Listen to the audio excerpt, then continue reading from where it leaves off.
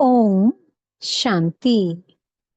आज 21 मार्च 2025 के साकार मधुरमा वाक्य हैं मधुबन से। आज मीठे बाप दादाजी ने कहा, मीठे बच्चे, तुम्हें अपने योग बल से सारी सृष्टि को पावन बनाना है। तुम योग बल से ही माया पर जीत पाकर जगत जीत बन सकते हो। योग बल, इस संगम पर हमें जो प्राप्त होता है, इसी योग बल से सारी सृष्टि को पावन बनाना है। पति दुनिया पवित्र बनती है और योग बल से ही हम जगत जीत बनते हैं। तो ये योग बल कैसे इकट्ठा होगा? उसे एक की याद से चारों ओर से बुद्धि हट जाए और सिर्फ एक बिंदु पर, परम पिता परमात्मा पर एकाग्र हो जाए, तब ये योग बल जागृत होता है। हमें यही पुरुषार्थ करना है, अपने को आत्मा समझ उसे एक परमात्मा की याद में रहना है। ये याद ही हमें पावन बनाती है, सतो प्रधान बनाती है और साथ साथ इस सृष्टि को भी पावन बनाती है। प्रश्न है, बाप का पाठ क्या है? उस पाठ को तुम बच्चों ने किस आधार पर जाना है? उत्तर है, बाप का पाठ है सबके दुख हरकर सुख देना, रावण की जंजीरों से छुड़ाना। जब बाप आते हैं तो भक्ति की रात पूरी होती है। बाप तुम्हें स्वयं अपना और अपनी जायदाद का परिचय देते हैं। तुम एक बाप को जानने से ही सब कुछ जान जाते हो। गीत चला है, तुम ही हो माता पिता, तुम ही हो, तुम ही हो बंधु सखा, तुम ही हो। ओम शांति। बच्चों ने ओम शांति का अर्थ समझा है। बाप ने समझाया है, हम आत्मा हैं। इस सृष्टि ड्रामा के अंदर हमारा मुख्य पाठ है। किसका पाठ है? आत्मा शरीर धारण कर पाठ बजाती है। तो बच्चों को अब आत्म अभिमानी बना रहे हैं। इतना समय ध्येय अभिमानी थे, अब अपने को आत्मा समझ बाप को याद करना है। हमारा बाबा आया हुआ है। ड्रामा प्लान अनुसार बाप आते भी हैं रात्रि में। कब आते हैं? उसकी तिथि तारीख कोई नहीं है। तिथि तारीख उनकी होती है जो लौकिक जन्म लेते हैं। ये तो है पारलौकिक बाप, इनका लौकिक जन्म नहीं है। श्री कृष्ण की तिथि, तारीख, समय आदि सब देते हैं। इनका तो कहा जाता है दिव्य जन्म। बाप इनमें प्रवेश कर बताते हैं कि ये बेहद का ड्रामा है। उसमें आधा कल्प है रात। जब रात अर्थात घोर अंधियारा होता है, तब मैं आता हूँ। तिथि तारीख कोई नहीं। इस समय भक्ति भी तमो प्रधान है। आधा कल्प है बेहद का दिन। बाप खुद कहते हैं, मैंने इनमें प्रवेश किया है। गीता में है, भगवान उवाच, परंतु भगवान मनुष्य हो नहीं सकता। श्री कृष्ण भी दैवीय गुणों वाला है। ये मनुष्य लोक है, ये देवलोक नहीं है। गाते भी हैं, ब्रह्मा देवताय नमः, वो है सूक्ष्म वतन वासी। बच्चे जानते हैं वहां हड्डी मांस नहीं होता है। वो है सूक्ष्म सफेद छाया। जब मूल वतन में है तो आत्मा को ना सूक्ष्म शरीर छाया वाला है ना हड्डी वाला है। तो साकारी शरीर हाड मांस का और सूक्ष्म शरीर प्रकाश का शरीर। लेकिन जब आत्मा परम धाम में है कोई भी शरीर नहीं है, वो विदेही है। इन बातों को कोई भी मनुष्य मात्र नहीं जानते हैं। बाप ही आकर सुनाते हैं, ब्राह्मण ही सुनते हैं और कोई नहीं सुनते। ब्राह्मण वर्ण होता ही है भारत में। वो भी तब होता है जब परम पिता परमात्मा प्रजापिता ब्रह्मा द्वारा ब्राह्मण धर्म की स्थापना करते हैं। अब इनको रचता भी नहीं कहेंगे। नई रचना कोई रचते नहीं हैं, सिर्फ रेजुवनेट करते हैं। बुलाते भी हैं, हे बाबा, पतित दुनिया में आकर हमको पावन बनाओ। अभी तुमको पावन बना रहे हैं। तुम फिर योग बल से इस सृष्टि को पावन बना रहे हो। माया पर तुम जीत पाकर जगत जीत बनते हो। योग बल को साइंस बल भी कहा जाता है। ऋषि मुनि आदि सब शांति चाहते हैं, परंतु शांति का अर्थ तो जानते नहीं। यहाँ तो जरूर पार्ट बजाना है ना। शांति धाम है, स्वीट साइलेंस होम। तुम आत्माओं को अब ये मालूम है कि हमारा घर शांति धाम है। यहाँ हम पार्ट बजाने आए हैं। बाप को भी बुलाते हैं, हे पतित पावन, दुख हरता, सुख करता, आओ हमको इस रावण की जंजीरों से छुड़ाओ। भक्ति है रात, ज्ञान है दिन। रात मुर्दाबाद होती है, फिर ज्ञान जिंदाबाद होता है। ये खेल है सुख और दुख का। तुम जानते हो पहले हम स्वर्ग में थे, फिर उतरते उतरते आकर नीचे हेल में पड़े हैं। कलयुग कब खलास होगा?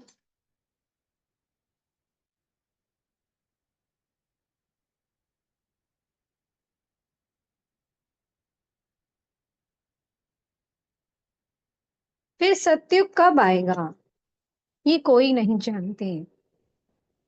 तुम बाप को जानने से बाप द्वारा सब कुछ जान गए हो। मनुष्य भगवान को ढूंढने के लिए कितना धक्का खाते हैं। बाप को जानते ही नहीं।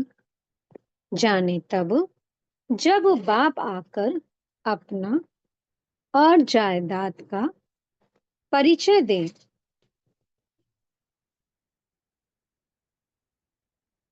क्या इसको देंगे?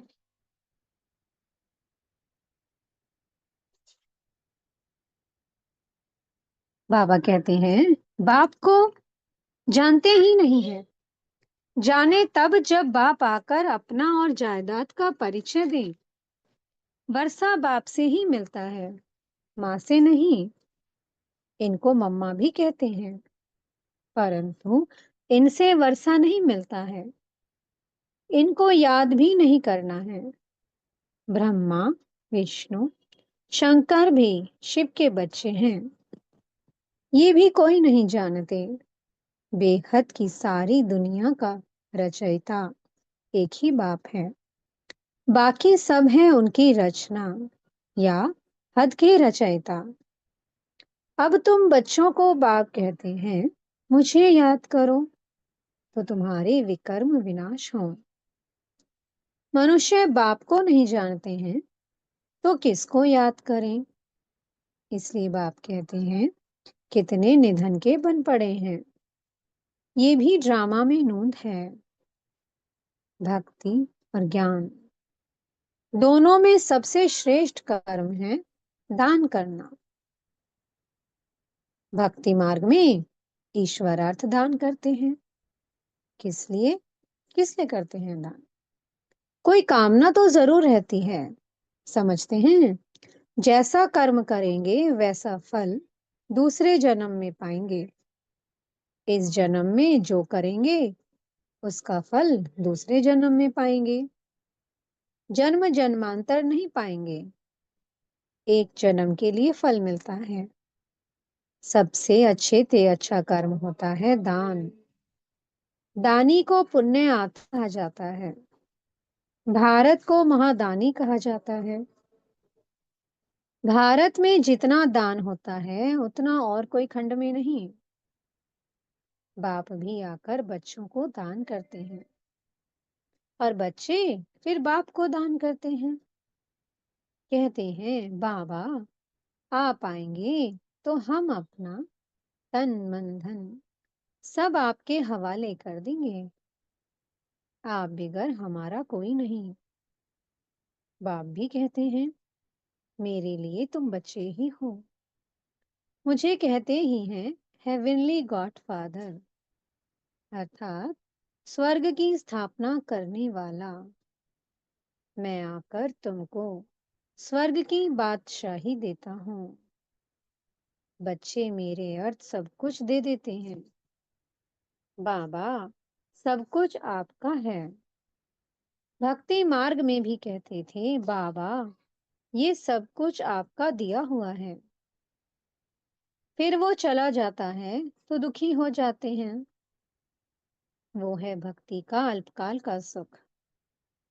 बाप समझाते हैं भक्ति मार्ग में तुम मुझे दान पुण्य करते हो इनडायरेक्ट, उसका फल तो तुमको मिलता रहता है। अब इस समय मैं तुमको कर्म अकर्म विकर्म का राज बैठ समझाता हूँ। भक्ति मार्ग में तुम जैसे कर्म करते हो उसका अल्पकाल सुख भी मेरे द्वारा तुमको मिलता है। इन बातों का दुनिया में किसको पता नहीं है। बाप ही आकर कर्मों की गति समझाते हैं। सतयुग में कभी कोई बुरा कर्म करते ही नहीं। सदैव सुख ही सुख है। याद भी करते हैं सुखधाम स्वर्ग को और अभी बैठे हैं नर्क में। फिर भी कह देते फलाना स्वर्ग पधारा। आत्मा को स्वर्ग कितना अच्छा लगता है। आत्मा ही कहती है ना फलाना स्वर्ग पधारा।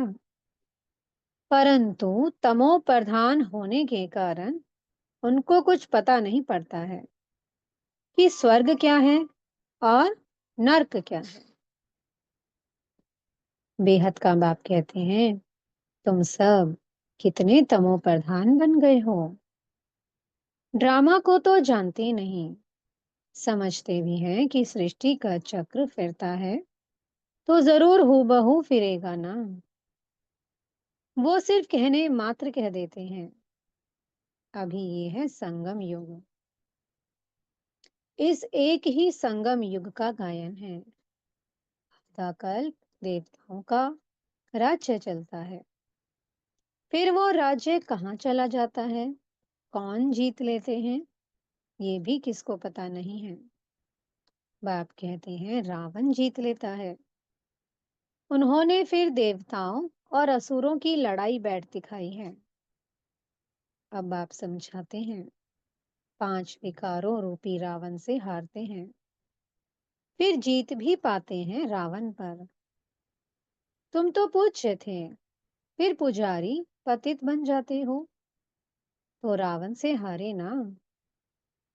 ये तुम्हारा दुश्मन होने के कारण तुम सदैव जलाते आए हो, परंतु तुमको पता नहीं है। अब आप समझाते हैं रावण के कारण तुम पतित बने हो। इन विकारों को ही माया कहा जाता है। माया जीत जगत जीत। ये रावण सबसे पुराना दुश्मन है। अभी श्रीमत से तुम इन 5 विकारों पर जीत पाते हो। बाप आए हैं जीत पहनाने। ये खेल है ना, माया ते हारे हार और माया ते जीते जीत। जीत बाप ही पहनाते हैं, इसलिए इनको सर्वशक्तिमान कहा जाता है। रावण भी कम शक्तिमान नहीं है। बाबा सर्वशक्तिमान है। बाबा कहते हैं रावण भी कम शक्तिमान नहीं है, परंतु वो दुख देते हैं, इसलिए गायन नहीं है। रावण है बहुत दुष्टर, तुम्हारी राजाई ही छीन लेते हैं। अभी तुम समझ गए हो हम कैसे हारते हैं, फिर कैसे जीत पाते हैं। आत्मा चाहती भी है, हमको शांति चाहिए। हम अपने घर जाएं। भक्त भगवान को याद करते हैं, परंतु पत्थर बुद्धि होने के कारण समझते नहीं हैं। भगवान बाबा है तो बाप से जरूर वर्षा मिलता होगा। मिलता भी जरूर है, परंतु कब मिलता है, फिर कैसे गवाते हैं, ये नहीं जानते हैं। बाप कहते हैं मैं इस ब्रह्मा तन द्वारा तुमको बैठ समझाता हूँ। मुझे भी ऑर्गन्स चाहिए ना, मुझे अपनी कर्मेंद्रियां तो है नहीं। सूक्ष्म वतन में भी कर्मेंद्रियां हैं, चलते फिरते, जैसे मूवी बाइस्कोप होता है। ये मूवी टॉकी बाइस्कोप निकले हैं, तो बाप को भी समझाने में सहज होता है। उन्हों का है बाहुबल और तुम्हारा है योग बल। वो दो भाई भी अगर आपस में मिल जाएं तो विश्व पर राज्य कर सकते हैं। कौन है वो दो भाई? रशिया और अमेरिका। बाबा कहते हैं अगर वो दोनों आपस में मिल जाएं तो विश्व पर राज्य कर सकते हैं, परंतु अभी तो फूट पड़ी हुई है। तुम बच्चों को साइलेंस का शुद्ध घमंड रहना चाहिए। तुम मन मना भव के आधार से साइलेंस द्वारा जगत जीत बन जाते हो। वो है साइंस घमंडी, तुम साइलेंस घमंडी। अपने को आत्मा समझ बाप को याद करते हो। याद से तुम सतो प्रधान बन जाएंगे। बहुत सहज उपाय बताते हैं। तुम जानते हो शिव बाबा आए हैं हम बच्चों को फिर से स्वर्ग का वर्षा देने। तुम्हारा जो भी कलयुगी कर्म बंधन है, बाप कहते हैं उनको भूल जाओ। 5 विकार भी मुझे दान में दे दो। तुम जो मेरा मेरा करते आए हो, मेरा पति, मेरा फलाना, ये सब भूलते जाओ। सब देखते हुए भी उनसे ममत्व मिटा दो। ये बात बच्चों को ही समझाते हैं। जो बाप को जानते ही नहीं, वह तो इस भाषा को भी समझ ना सके।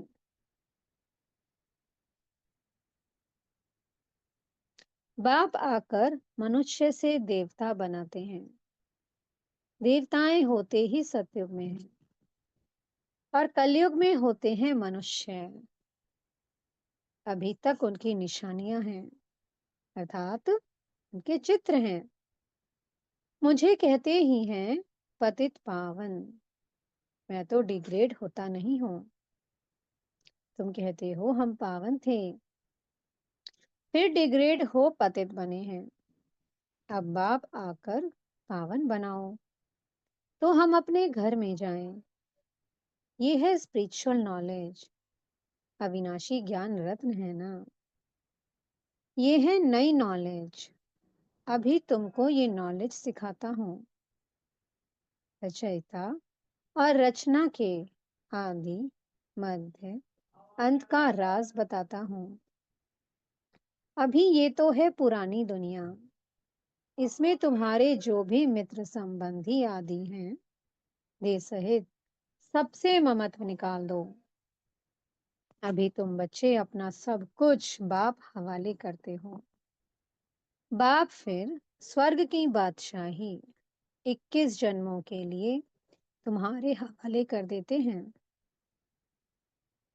हम बाबा को सब कुछ अपना अर्पण कर देते हैं और बाबा हमें 21 जन्मों की बादशाही दे देते हैं। लेन देन तो होती है ना। बाप तुमको 21 जन्मों के लिए राज्य भाग्य देते हैं। 21 जन्म, 21 पीढ़ी गाए जाते हैं ना, अर्थात 21 जन्म, पूरी लाइफ चलती है। बीच में कभी शरीर छूट नहीं सकता, अकाले मृत्यु नहीं होती। तुम अमर बन और अमरपुरी के मालिक बनते हो। तुमको कभी काल खा ना सके, अभी तुम मरने के लिए पुरुषार्थ कर रहे हो। बाप कहते हैं, देह सहित देह के सब संबंध छोड़ एक बाप से संबंध रखना है। अब जाना ही है सुख के संबंध में। दुख के बंधनों को भूलते जाएंगे। गृहस्थ व्यवहार में रहते पवित्र बनना है। बाप कहते हैं, माँ में कम याद करो, साथ साथ दैवीय गुण भी धारण करो। इन देवताओं जैसा बनना है, ये है एम ऑब्जेक्ट। ये लक्ष्मी नारायण स्वर्ग के मालिक थे। इन्होंने कैसे राज्य पाया, फिर कहाँ गए, ये किसको पता नहीं है। अभी तुम बच्चों को दैवीय गुण धारण करने हैं। किसको भी दुख नहीं देना है। बाप है ही दुख हरता, सुख करता। तो तुमको भी सुख का रास्ता सबको बताना है, अर्थात अंधों की लाठी बनना है। अभी बाप ने तुम्हें ज्ञान का तीसरा नेत्र दिया है। तुम जानते हो बाप कैसे पाठ बजाते हैं। अभी बाप जो तुमको पढ़ा रहे हैं, फिर ये पढ़ाई प्राय लोप हो जाएगी। देवताओं में ये नॉलेज रहती नहीं। तुम ब्रह्मा मुख वंशावली ब्राह्मण ही रचता और रचना के ज्ञान को जानते हो, और कोई जान नहीं सकते। इन लक्ष्मी नारायण आदि में भी अगर ये ज्ञान होता तो परंपरा से चला आता। वहां ज्ञान की दरकार ही नहीं रहती, क्योंकि वहां है ही सदगति। अभी तुम सब कुछ बाप को दान देते हो, तो फिर बाप तुमको 21 जन्मों के लिए सब कुछ दे देते हैं। ऐसा दान कभी होता नहीं। तुम जानते हो हम सर्वंश देते हैं। बाबा, ये सब कुछ आपका है। आप ही हमारे सब कुछ हो। तमेव माताश्च पिता तमेव, तमेव बंधुश्च सखा तमेव। पाठ तो बजाते हैं ना, बच्चों को एडॉप्ट भी करते हैं, फिर खुद ही पढ़ाते हैं, फिर खुद ही गुरु बन सबको ले जाते हैं। कहते हैं, तुम मुझे याद करो तो पावन बन जाएंगे, फिर तुमको साथ ले जाऊंगा। ये यज्ञ रचा हुआ है। ये है शिव ज्ञान यज्ञ। इसमें तुम तन मन धन सब स्वाहा कर देते हो। खुशी से सब अर्पण हो जाता है, बाकी आत्मा रह जाती है। बाबा, बस अब हम आपकी श्रीमत पर ही चलेंगे।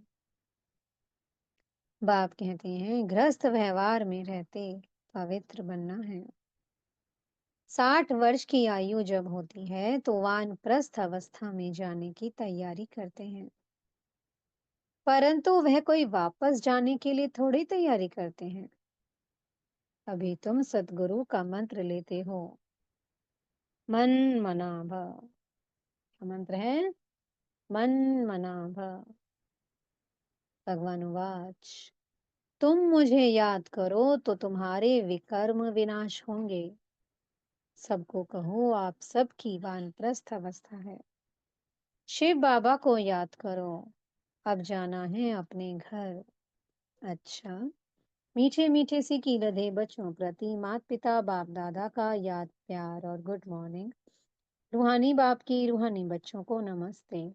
हम रूहानी बच्चों की मीठे मीठे रूहानी बाप दादा जी को बहुत बहुत याद प्यार, गुड मॉर्निंग और नमस्ते।